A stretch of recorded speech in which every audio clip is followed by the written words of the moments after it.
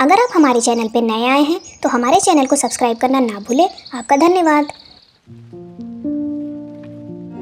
कहानी सुनो, जुबानी सुनो। स्वागत है आपका कहानी सुनो में, जहां हर कहानी लाती है एक नया रहस्य, एक नई चुनौती।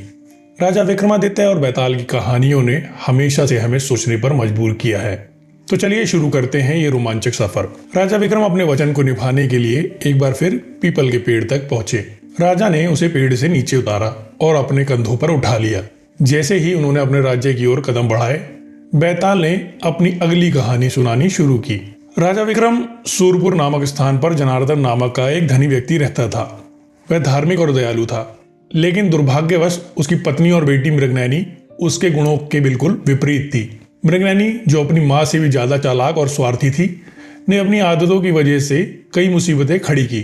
जनार्दन ने अपनी इज्जत बचाने के लिए जल्दी से उसका विवाह कर दिया, लेकिन शादी के बाद भी मृगनयनी अपनी पुरानी आदतों से बाज नहीं आई।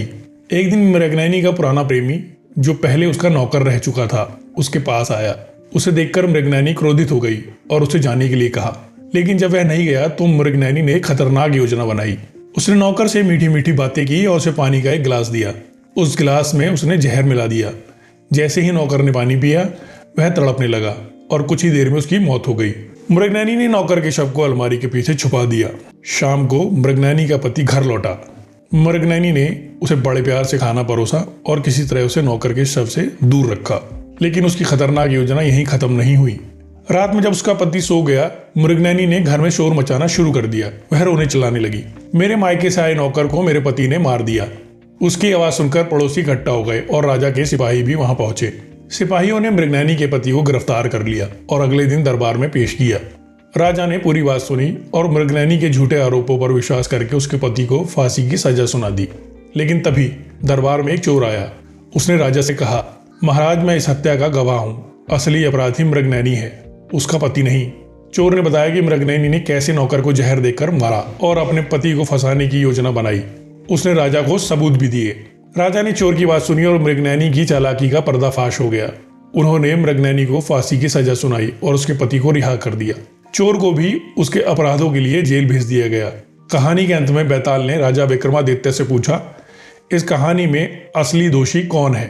राजा ने जवाब दिया, असली दोषी मृगनयनी के पिता हैं, जिन्होंने अपनी बेटी की खराब आदतों पर ध्यान नहीं दिया। उनकी एक गलती ने पूरे परिवार को संकट में डाल दिया। राजा के इस जवाब से बैताल पूरी तरह संतुष्ट हुआ, लेकिन उसने कहा, तुमने सही उत्तर दिया, लेकिन मैं अब वापस जाऊंगा। और बैताल फिर से उड़कर पीपल के पेड़ की ओर चला गया। क्या राजा विक्रमादित्य अगली बार बैताल को तांत्रिक के पास ले जाने में सफल हो पाएंगे, या बैताल एक और चुनौती लेकर आएगा? जानने के लिए देखते रहिए कहानी सुनो। अगर आपको यह कहानी पसंद आई हो तो हमारे चैनल को लाइक, सब्सक्राइब और शेयर करना ना भूलें। अगली बार फिर मिलेंगे एक और दिलचस्प कहानी के साथ। आपका धन्यवाद।